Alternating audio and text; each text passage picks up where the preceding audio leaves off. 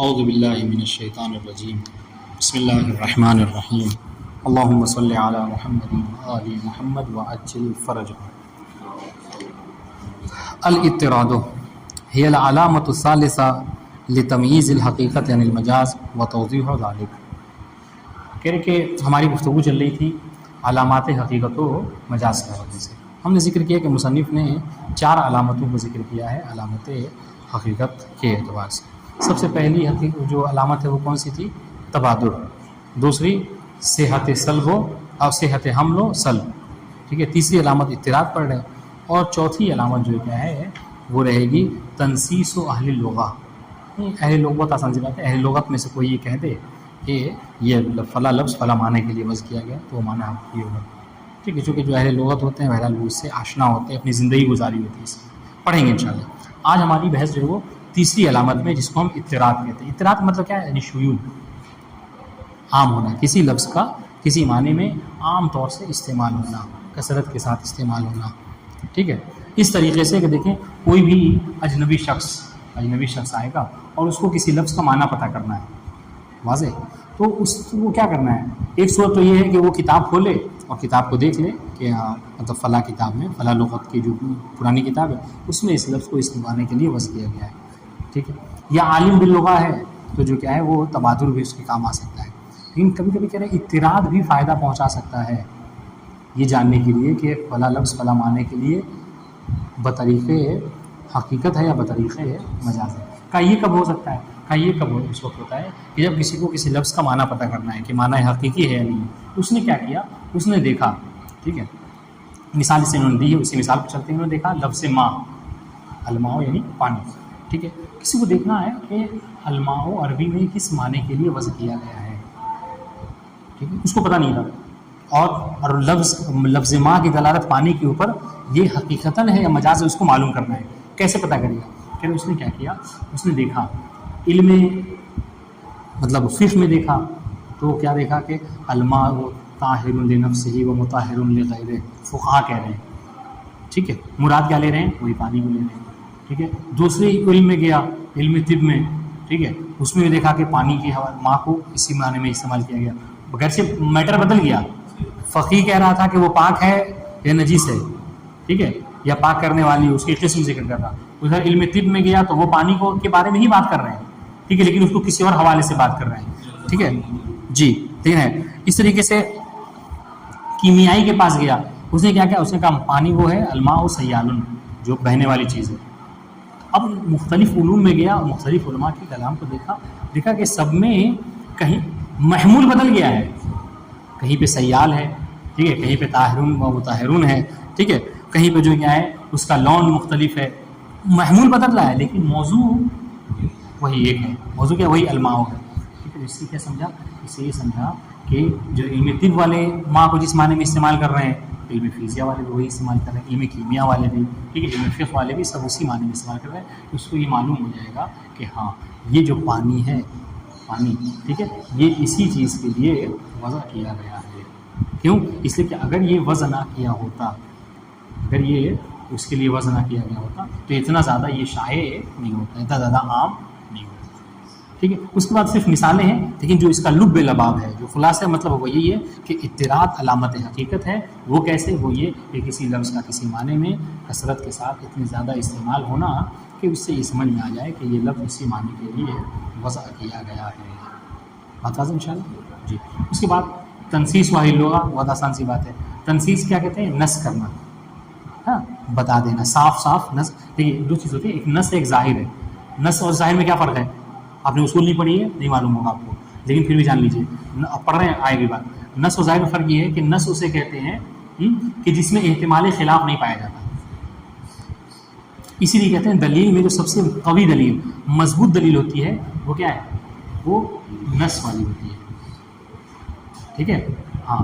اس لیے ہم کہتے ہیں ائمہ معصومین کیا ہے؟ منصوص من اللہ ہے، ٹھیک ہے، یا ان کی اس کے اوپر کیا کہتے ہیں، ان کی ولایت کے اوپر، ان کی امامت کے اوپر کیا ہے؟ اللہ تعالیٰ کی طرف سے نص ہے، سمجھ رہے ہیں؟ ہاں، اس کی ایک مشہور بات ہے، تھوڑا سا موضوع سیٹ کر لیکن فائدے کی ہے، ٹھیک ہے. کسی نے ایک مرتبہ سوال کیا، وہ مارکر ہے آپ کے پاس، نکالیے جیب سے، بہت دن ہو گیا جیب سے دیکھیے لائی جلدی سے. ہاں کسی نے اصل میں ایک دفعہ یہ اصل میں آپ کو سمجھا رہا ہے لفظ نس. کسی نے ایک مرتبہ سوال کیا، ٹھیک ہے،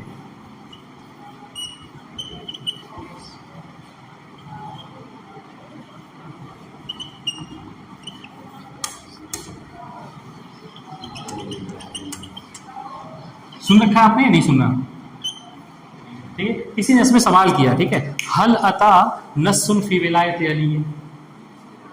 سوال کیا کہ کیا علی کی ولایت پہ کوئی نص آئی ہے؟ یہاں پر نص وہی سنا ہے، نص کیا یعنی کیا کوئی صریح دلیل، ایسی دلیل جس میں احتمال خلاف نہ پایا جاتا ہو، کوئی ایسی دلیل موجود ہے علی کی ولایت کے اوپر؟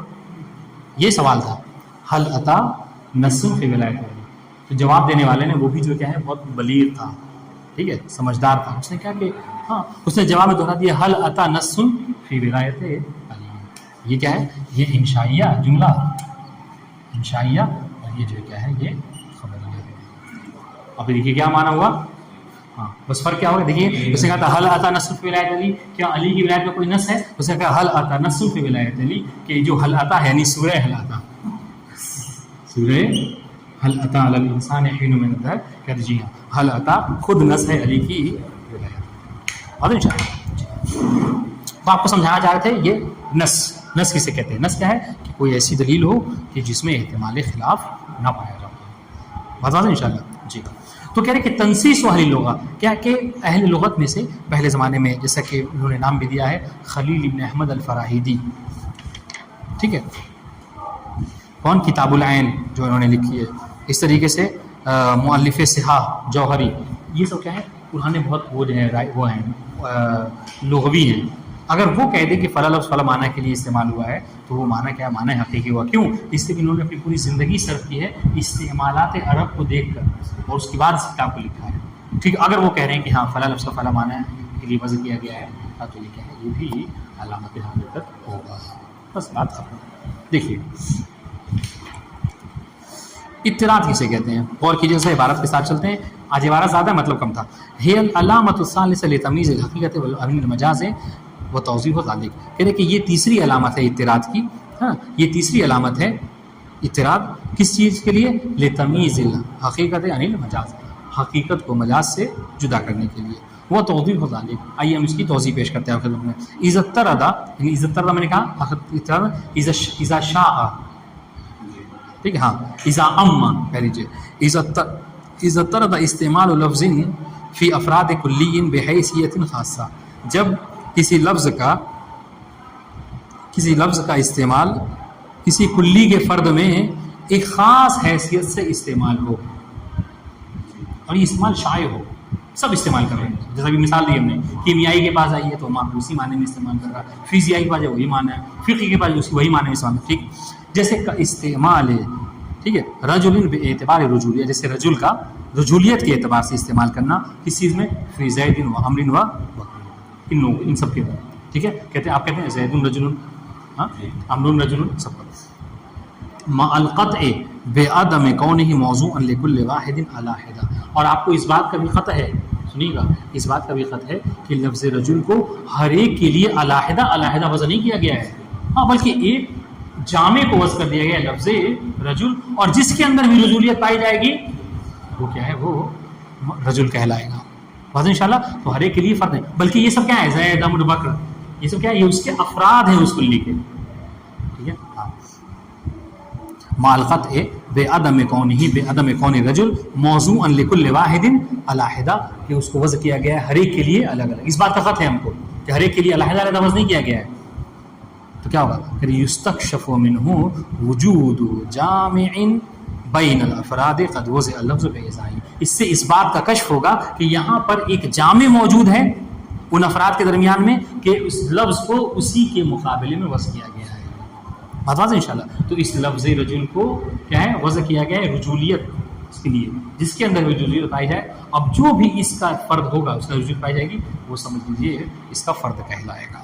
بات واضح ہے جی.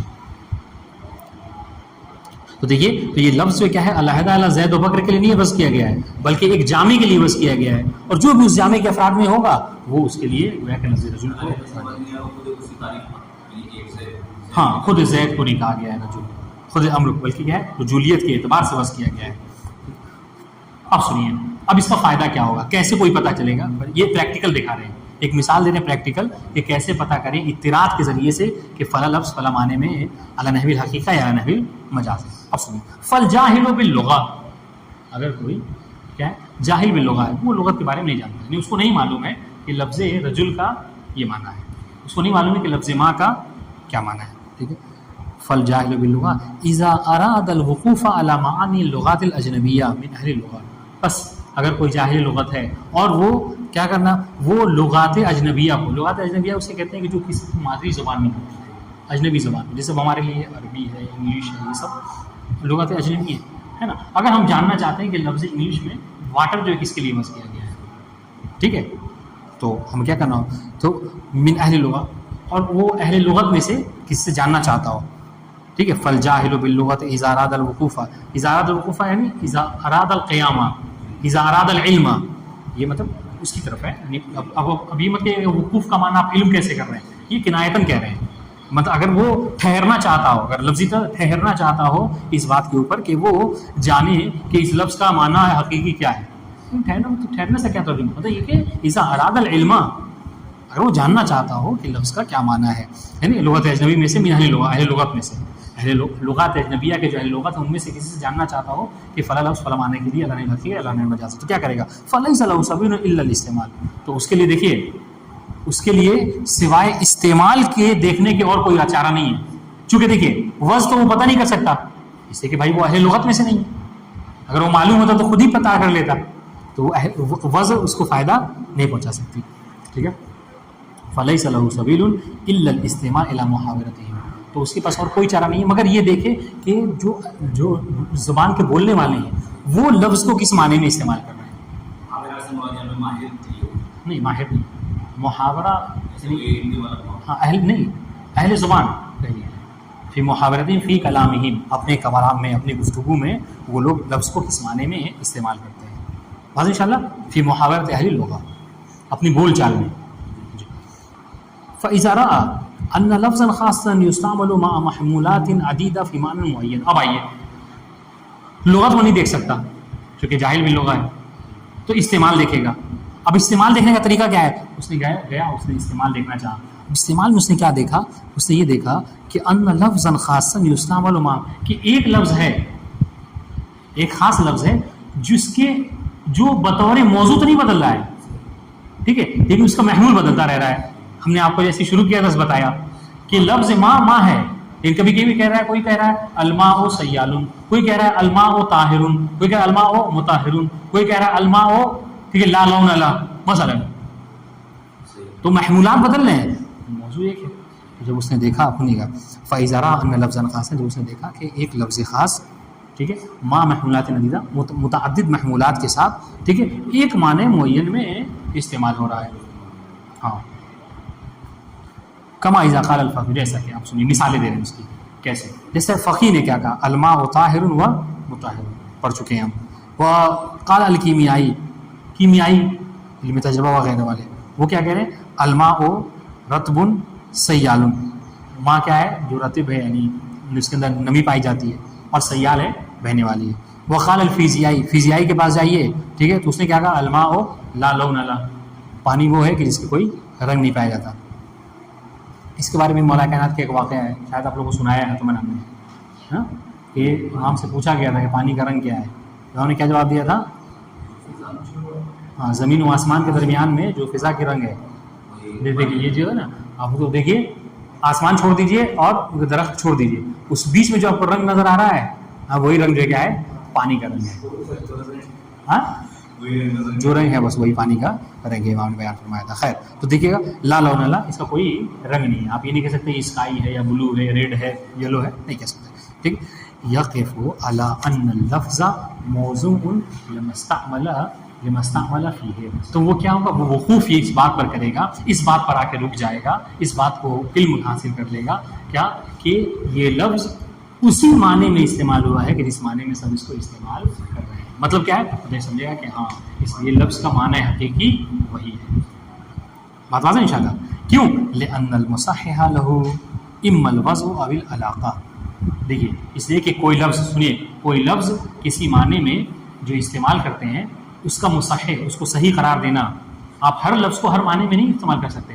ہمیں آپ کو قلم چاہیے اور ہم کہیں کہ انگوٹھی دیجیے اور آپ قلم نہ دیں تو آپ کو ڈانٹیں. ایسا ہو سکتا ہے؟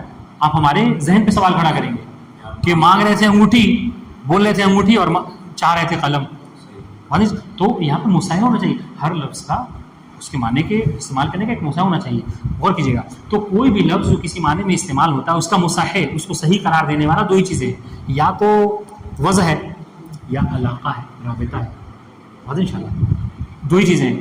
وثانی کہہ رہے، اور یہ جو ثانی علاقہ ارتباط ہے، لا اضطراد فیہ، اس میں کوئی اضطراد نہیں. علاقے میں تو کوئی استعمال نہیں ہوتا، کوئی اس میں اضطراد نہیں ہوتا، چونکہ کثرت جو ہے کیا ہوتی ہے معنی مجازی میں نہیں ہوتی. بتا دیں انشاءاللہ. تو ثانی یہاں پر نہیں ہے، تو فیتعین الاول، تو معین ہو گیا کہ یہاں پر کیا ہے، وہ پہلے والا ہی ہے. اور جب وضع آ گیا تو مطلب کیا ہے کہ وضع جو ہے وہ حقیقت نہیں ہوا کرتا ہے. بات سمجھ میں آ رہی ہے؟ علاقہ نہیں، ارتباط، رابطہ. ہم جس وہی رابطہ جو بھی ہم نے پڑھا ہے کہ معنی حقیقی اور معنی مجازی کے درمیان میں ارتباط پایا جاتا ہے. ٹھیک ہے، وجہ شبہ پائی جاتی ہے. جی کہہ رہے علاقے کی جہاں تک بات ہے تو بھائی علاقہ اور ارتباط، قرینہ، یہ سب تو معنی مجازی میں ہوتا ہے، اور اضطراد میں یہاں پر کوئی قرینہ موجود نہیں. دیکھیں نا، جو بھی استعمال کر رہا ہے بس الماء کہہ رہا ہے، کوئی اس کے ساتھ قرینہ ذکر کیا ہے؟ نہیں کیا. تو بس ثانی جو یہ علاقے والی بات ہے وہ نہیں ہے، قطعاً نہیں ہے. کیوں؟ اس سے اگر علاقے والی بات ہوتی، ارتباط والی بات ہوتی، تو وہاں پہ قرینہ بھی کوئی ذکر کرتا، کسی نے قرینہ نہیں ذکر کیا ہے. تو یہ معین ہو گیا کہ وہ نذکر مثالا آخر. آئیے ہم آپ کو ایک مزید جو الگ سے شرعی مثال دیتے ہیں. اس کو کہتے ہیں ایک عرفی مثال تھی ابھی جو اوپر پڑھا ہم نے. یہ کیا ہے؟ چونکہ آپ کا تعلق علم فقہ پڑھتے کیا ہے، آپ کو مسائل شریعہ کا استخراج کرنا ہے. تو آئیے اضطراد کی وجہ سے مسائل شریعہ کیسے استخراج کریں گے. دیکھیے گا، ان آیت الخمس آن قولہ سبحانہ و تعالی، یہ جو آیہ خمس ہے اس کو خمس کے وجود کو ذکر کیا گیا ہے. وَاعْلَمُوا أَنَّمَا غَنِمْتُم مِّن شَيْءٍ فَأَنَّ لِلَّهِ خُمُسَهُ وَلِلرَّسُولِ وَلِذِي الْقُرْبَى وَالْيَتَامَى وَالْمَسَاكِينِ وَابْنِ السَّبِيلِ. اور انشاءاللہ یہ آیہ خمس. اب ہمیں محل شاید اس میں کیا ہے؟ غنیمتم، اس کو انڈرلائن کر لیجیے. غنیمتم سے بحث ہے. کہہ رہے کہ توجبو، ہاں یہ آیت کے لیے خبر، الآیت توجبو جملہ. ٹھیک ہے، یہ آیت جو کیا ہے واجب قرار دے رہی ہے کس چیز کو؟ اخراج الخمس عن الغنیمہ، کہ غنیمت سے خمس کا نکالنا واجب. غنیمت سے، غنیمت. اب آئیے اس میں غنیمتم کہا گیا ہے. تو یہی وجہ دیکھیے، بعض مت کہیے سنی تو بہرحال مخالف ہیں، خمس کو وہ نہیں کرتے. ٹھیک ہے، اہل تشیع میں سے بہت سے لوگ خمس کو نہیں وہ کرتے ہیں، مانتے ہیں، ہے نا. یعنی اختلاف ہے، البتہ بہت وہ جماعت قلیل ہے، بہت کم لوگ ہیں اسے.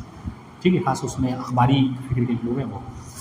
میں شاید کہیے کیا کہا، یہ آیت اس بات پر دلالت کرتی ہے کہ غنیمت سے، غنیمت کس کہتے ہیں؟ مطلق فائدہ، جو بھی آپ کو فائدہ ہو رہا ہے اس سے کیا ہے خمس نکالنا واجب ہے. اب آئیے فہل الکلمۃ الغنیمہ. اب کوئی ایسا شخص ہے کہ جس کو غنیمت کے بارے میں نہیں معلوم، غنیمت کس کو کہتے ہیں. اب اس کو معلوم کرنا ہے کہ غنیمت کا کیا معنی ہے. دیکھیے گا، فہل الکلمۃ الغنیمہ موضوعۃ للغنائم المأخوذہ فی الحرب او تعم کل فائدۃ یحوزها الانسان من طرق شتیٰ. عبارت کو غور کیجیے گا. ٹھیک ہے، تو دیکھیے دو استعمال ہے غنیمت کا. وہ جو کہا وَاعْلَمُوا أَنَّمَا غَنِمْتُم، اس غنیمت کا ایک معنی تو یہ ہے جو غنیمت یعنی مال غنیمت. غنیمت کا مطلب کیا ہے؟ مال غنیمت کس کو کہتے ہیں؟ مال غنیمت ہر مال کو نہیں کہتے. ہاں، غنیمت ہر مال غنیمت اس مال کو کہیں گے کہ جو جنگ میں، ٹھیک ہے، جب وہ سامنے والی پارٹی جو کیا ہوتی ہے وہ بھاگ جاتی ہے، ٹھیک ہے، یا وہ ہار جاتی ہے، تو ان کے جو مال کو حاصل ہے تو مال غنیمت. ایک تو یہ کہ جو میدان جنگ سے غنیمت کو نکالا جائے. تو کیا یہ غنیمتم جو کہا جا رہا ہے کہ خمس واجب ہے تمہارے اوپر غنیمت میں، تو مراد کیا ہے؟ یعنی اس مال کے اوپر ہے کہ جو جنگ سے، میدان جنگ سے نکالا جائے. ایک معنی یہ ہے. یا پھر غنیمت مطلب مطلق فائدہ، یعنی آپ کو خمس واجب ہے مطلق، چاہے وہ میدان جنگ سے آپ کو فائدہ ہو رہا ہے، یا پھر جو کیا ہے آپ کو سیلری مل رہی ہے کام کر رہے ہیں اس سے فائدہ ہو رہا ہے، یا کسی بھی اعتبار سے جو بھی فائدہ ہو رہا ہے، مطلق فائدہ پہ آپ خمس واجب ہے. اب کسی کو معلوم کرنا ہے کہ وَاعْلَمُوا أَنَّمَا غَنِمْتُم میں اس غنیمتم کا کون سا ہم کو خمس نکالنا ہے، تو ہم جنگ والی اچھا اس کا دیکھیے اس کا فائدہ بھی ہوگا، اثر بھی مترتب ہوگا. اگر ہم نے کہا غنیمتم کا معنی کیا ہے صرف مال غنیمت وہ جو میدان جنگ سے ہو، تو پھر ایسا ماننے والا وہ فتویٰ کیا دے گا کہ خمس واجب ہے صرف جو جنگ سے جو مال حاصل ہو. اچھا، اور اگر کوئی یہ استخراج کرتا ہے استعمال کرتا ہے کہ نہیں غنیمتم کا معنی یہ ہے کہ مطلق فائدہ جو بھی آپ کو فائدہ حاصل ہو رہا ہے، تو اس کو وہ کیا فتویٰ دے گا، وہ کہے گا کہ جو بھی فائدہ آپ کو چاہے وہ سیلری مل رہی ہے اس سے فائدہ ہو یا غنیمت مال میدان جہاد سے، ہر اعتبار سے آپ کو خمس واجب ہے. تو اس کا اثر بھی بہت بڑا ہے. اب کسی کو معلوم کرنا ہے کہ غنیمتم کا معنی حقیقی کیا ہے، واضح دیکھیے گا. فحل کلمۃ الغنیمہ موضوع غنائم محفوظ فی الحرب، یہ جو غنیمت کا معنی ہے اس کو وضع کیا گیا ہے صرف ان معنی کے لیے، اس غنائم کے لیے کہ جو اخذ کیے جائیں لیے جائیں کہاں سے، حرب سے، میدان جنگ سے. ٹھیک ہے. او تعم کل فائدۃ، یا پھر یہ تعم میں حیا کی ضمیر ہے جو پلٹ گئی غنیمت، یا پھر یہ جو لفظ غنیمت ہے ٹھیک ہے یہ عام ہے ہر فائدے کے لیے. یحوزها الانسان، یحوز یعنی جس کو انسان کیا کرتا ہے، اخذ کرتا ہے. حیازت کہتے ہیں کسی کو گھیر لینا، دائرے میں لے لینا. اب یہاں پہ لفظی ترجمہ آپ نہیں کریں گے، یعنی یہ کہ ہر وہ فائدہ کے لیے انسان حاصل کر لیتا ہے. ورنہ حیازت کا اصل معنی کیا ہے، کسی چیز کو دائرے میں لے لینا. ظاہر بات ہے آپ نے کمایا، آپ کی سیلری ملی تو اب آپ کے دائرے میں آ گیا. ٹھیک ہے جی، آپ کا ذخیرہ. ہاں فائدہ یحوز الانسان من طرق شتى، مختلف طریقوں سے. بتا دیں کس کو، کس کے لیے وضع ہے، یستکشف الثانی عن طریق الاضطراد فی الاستعمال. تو جب ہم نے دیکھا، غور کیجیے گا، جب کوئی ایسا جاہل بھی ہوا ہے ٹھیک ہے اور اس کو پتہ کرنا ہے تو اس نے کیا کیا، اس نے دیکھا تو دیکھا کہ نہیں یہ جو دوسرا والا معنی ہے غنیمت کا، کیا کہ غنیمت کا استعمال ہاں ہر فائدے کے لیے، کہ یہ جو ہے کیا ہے اضطراد کے طریقے سے ہم نے عرض کیا ہے.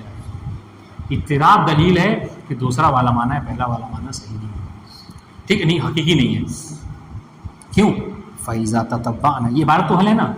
ہاں فَإِذَا تَتَبَّعْنَا، جب ہم نے تتبع کیا، فحص و جستجو کیا. ٹھیک ہے.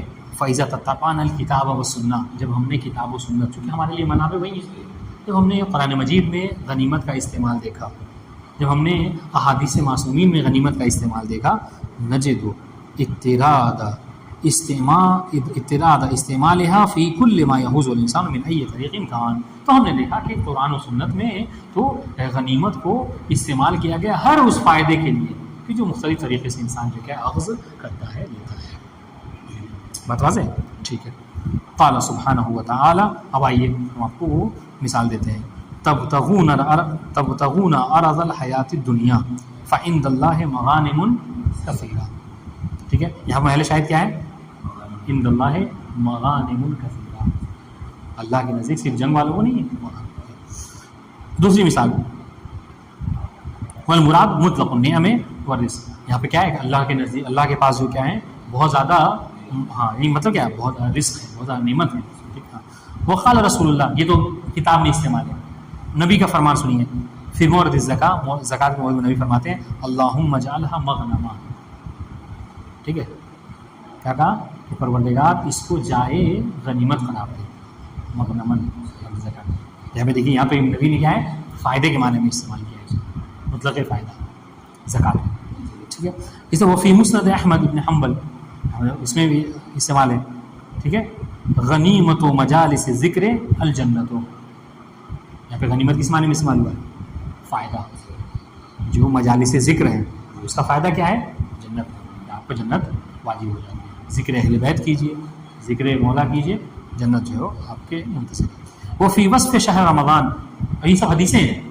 ٹھیک ہے. ہاں شہر رمضان کی توصیف میں نبی نے فرمایا غنم المؤمن، کہ یہ جو ماہ رمضان کی فرصتیں ہیں، ماہ رمضان میں گزرتے ہوئے جو اوقات ہیں، یہ سب کیا ہیں، مومن کے لیے غنیمت ہے نا. غنیمت ہی تو ہے. آپ سو رہے ہیں تو بھی آپ کو ثواب مل رہا ہے، سانس لے رہے ہیں وہ بھی آپ کی، انفاسکم فیہ تسبیح ونومکم فیہ عبادہ، سانس لینا تمہاری تسبیح کا ثواب ہے، آپ کا سونا جو کیا ہے عبادت ہے. ٹھیک ہے. یہ سب کہنے کا مطلب سنیے گا، یہ حادث. ہاں فہذہ الاستعمالات الکثیرۃ المضطردہ، یہ جو مضطرد شائع کثیر استعمالات ہیں، تکشف عن وضعها للمعنى العام، یہ اس بات کا کشف کرتے ہیں کہ لفظ غنیمت کو وضع کیا گیا کس کے لیے؟ معنی عام کے لیے. واضح انشاءاللہ؟ ٹھیک. وَهَذَا هُوَ الطَّرِيقُ الْمَأْلُوفُ فِي اقتناص مفاہیم اللغات. اقتناص کہتے ہیں احتفاظ، حفظ کرنا. ٹھیک ہے. ہاں کہہ رہے کہ ہاں یہ جو طریقے معلوف ہے، یعنی معلوف ہے نہیں، ہاں مانوس طریقہ ہے کس کو؟ لغت کے مفاہیم کو اخذ کرنے کا، لغت کے مفاہیم کو حفظ کرنے کا، حاصل کرنے کا. ٹھیک ہے. وَمَعَانِيهَا وَمَعَانِي اللغات وفی تفسیر لغات القرآن. اس طریقے سے لغات تفسیر قرآن مجید کی لغات کی تفسیر کے حوالے سے ان سب میں کیا کرتے ہیں؟ یہی اطراء کے طریقے کو استعمال کیا جاتا ہے. ٹھیک ہے. جب بھی دیکھیں مطلب اس معنی کوئی بھی عربی میں لفظ آیا، دیکھتے کہ عرب میں اس میں کیا کس معنی میں استعمال کیا ہے، ہوتا ہے یہ بیان کرتے ہیں. ٹھیک ہے. وہ مشکلات سننا. ٹھیک ہے. یعنی وہ لغات کہ جو سنت وارد میں ہیں اور لغات مشکلہ میں سے ہیں، جس کا معنی یوں ہی سمجھنے والا نہیں ہے، اس کو معلوم کرنا ہے کہ مطلب معصوم نے اس لفظ کو کس معنی میں استعمال کیا ہے. تو اس کو سمجھنے کے لیے کیا ہے، یہ اطلاع کی رجوع کیا جاتا ہے کہ عرب اس کو کس معنی میں استعمال کرتے ہیں. ٹھیک ہے. وَيُطْلَقُ عَلَىٰ مشکل کہتے ہیں، مشکل یعنی کہتے ہیں کہ کوئی کسی چیز کا مشکل ہونا یعنی کیا؟ آسان نہ ہونا. ٹھیک ہے. ہاں یعنی کیا مطلب اس کو سادہ طریقے سے آپ کو سمجھ میں نہ آئے گا. ٹھیک ہے. کہتے ہیں نا کہ آیات مشکلہ کہا جاتا ہے. یعنی مطلب کیا ہے؟ یعنی یہ کہ اس کو آپ ایک دم سے پڑھ کے سمجھ میں نہیں آ سکتی. اس کو حدیث کیا ہے کہ الفاظ مشکل ہونے کا مطلب کیا ہے کہ وہ اجنبی ہیں آپ سے. ٹھیک ہے. ایک دفعہ یہ کہا گیا کہ انا مدینۃ العلم وعلی بابھا. آپ کو انا کا مطلب پتہ ہے. ٹھیک ہے. مدینہ کا مطلب پتہ ہے، علم کا مطلب پتہ ہے. ٹھیک ہے. لیکن کبھی کبھی ایسا ہوتا ہے کہ نہیں، ایسے مطلب وہ کیا جاتا ہے، ایسے الفاظ کو حدیث میں استعمال کیا جاتا ہے کہ جو الفاظ کیا الفاظ مشکلہ میں سے، یعنی آپ کے سننے میں نہیں آتی جلدی.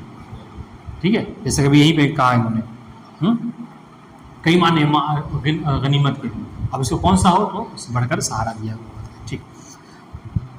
یطلق علی ھذا النوع من تفسیر قرآن تفسیر بیانی. اس طرح کی جو تفسیر ہوتی ہے قرآن مجید کی، اس کو تفسیر بیانی کہا جاتا ہے. خیر چلیے. تو یہ بہرحال تیسرا جو کیا ہے، تیسری علامت تھی. چوتھی علامت پڑھ لیتے، اس میں کچھ خاص نہیں ہے، تنسیص واحد ہوگا. چوتھی علامت ہے ٹھیک ہے حقیقت کو جاننے کا. ٹھیک ہے. کہ کون سے لفظ اس معنی کے لیے اللہ نبی الحقیقہ وصف کیا گیا ہے. تنسیص نص ظاہر بتا رہا ہے. ظاہر نص اور ظاہر ظاہر ہوتا ہے نا، نص کے مقابلے میں ظاہر ہوتا ہے. یعنی ظاہر کیا زو معنی ہوتا ہے، مطلب زو اس میں مطلب احتمال خلاف آیا ہے. حالانکہ زو معنی نہ کہیے، زو معنی کہنا غلط ہو جائے گا. لیکن کہ ظاہر ہوتا ہے کہ حالانکہ ظہور بھی ہمارے نزدیک حجت ہے. دیکھیے گا ظہور بھی ہمارے یہ جو مطلب ہم نماز وغیرہ کو وجوب سمجھتے ہیں، یہ سب ظہور قرآنی ہے، وہ بھی حجت ہے. ہاں لیکن یہ کہ ظہور میں کیا ہوتا ہے، احتمال خلاف پایا جاتا ہے، لیکن نص میں احتمال خلاف. سنیے گا. المراد من تنسیص اہل اللغہ. یہ جو تنسیص اہل اللغہ ہم نے کہا کہ یہ بھی علامت ہے، اس سے مراد کیا ہے؟ کہ مراد یہ ہے کہ ہوا تنسیص مدونی، اصل میں مدونینا، اضافت کی وجہ سے نون کو حذف کر دیا گیا. ہاں ایسے پڑھیں گے ہوا تنسیص مدونی معاجم اللغۃ العربیہ. وہ کیا ہے؟ کہہ رہے کہ وہ معاجم لغت عربیہ کے مدونین کا کسی لفظ کے اوپر نص کر دینا کہ یہ لفظ اس معنی کے لیے ہے.